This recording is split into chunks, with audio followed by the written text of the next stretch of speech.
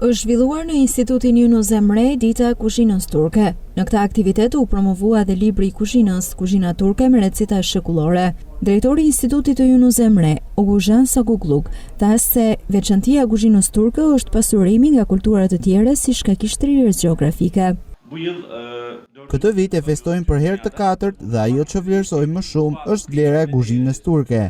Por pse vlerësohet kaq shumë? Duke u shtrirë në zona të ndryshme gjeografike, është pasuruar në kultura të tjera dhe ka fituar një vlerë të veçantë duke krijuar një identitet personal. Kuzhina turke është një kuzhinë që ka jetë gjatësi dhe shfrytëzon çdo mbetje duke bërë atë një kuzhinë pa shpërdorim.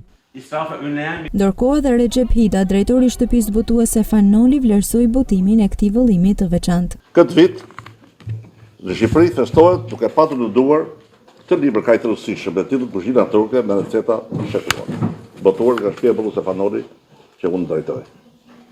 Ja pjesh pikërisht ky libër kaq të rëndësishëm. Ky libër është botuar në 26 gjuhë deri tani, më në fund të kemi edhe në shqip, të përkthyer nga 3 përkthyes të talentuar.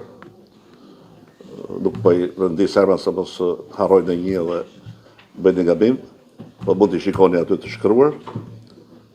Mendoj se është një arritje shumë e rëndësishme për të gjithë ata që janë interesuar për çështjet e gatimit, sidomos të kuzhinës turke. Në fakt ajo nuk është vetëm kuzhinë turke, siç e tha edhe drejtori i Institutit Yunus Emre.